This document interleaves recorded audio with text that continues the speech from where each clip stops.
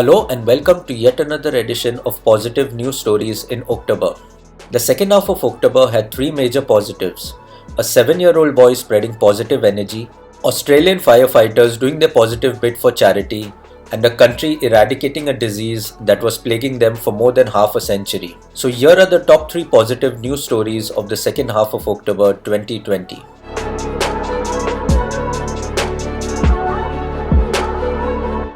Before we begin, please show us some love by liking our video, subscribing to our channel and hitting the bell icon to receive notifications for upcoming positive listicle videos. Number 3. Australian firefighters pose with adorable rescue animals to raise money for animals injured in wildfires. Turning up the heat for 2021, 6 new calendars depict brave and incredibly handsome Australian firefighters posing with some of the most adorable animals their country has to offer. What may be the world's most popular calendar, now in its 28th year, is back, and this year the hunky heroes have been photographed with heart-melting dogs, cats, koala bears and even kangaroos.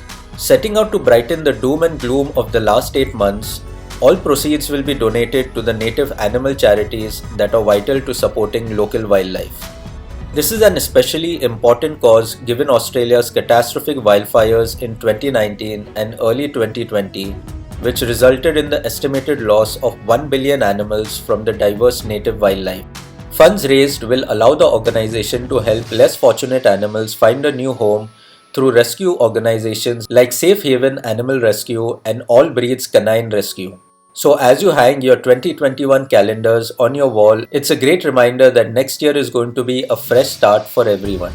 You can purchase your copy of the calendar at australianfirefighterscalendar.com. Number 2. 7-year-old boy who was bullied opens a huge food pantry, making his life all about positive energy.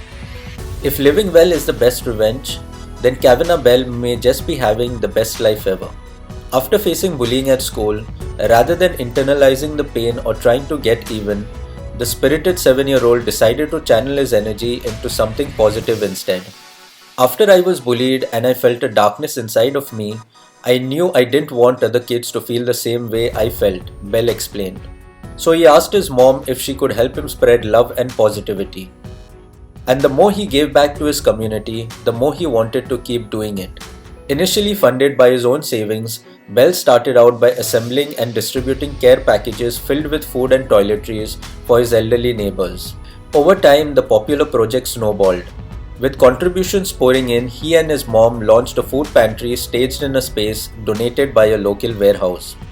With a steady stream of in-person donations, as well as contributions from his GoFundMe and Amazon wishlist pages, Bell and his mom have managed to amass enough essential supplies to fill a 53-foot semi-truck twice.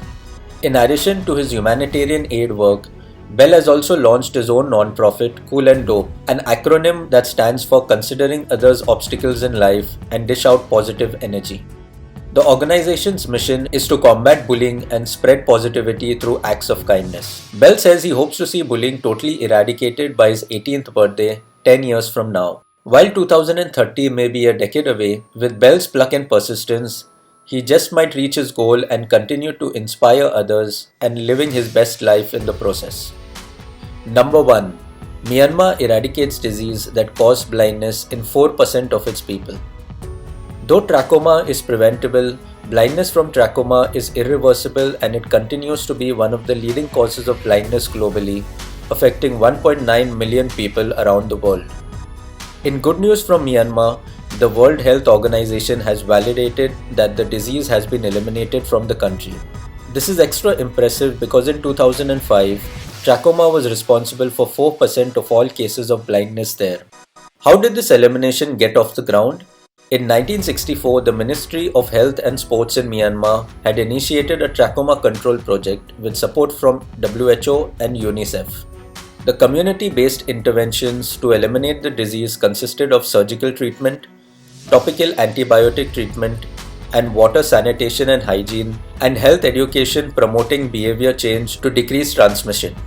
The program further expanded to include accessible interventions in rural areas. Since 2018, the prevalence of trachoma has gone down to a mere 0.008% of blindness within the population, meaning trachoma is no longer a public health problem.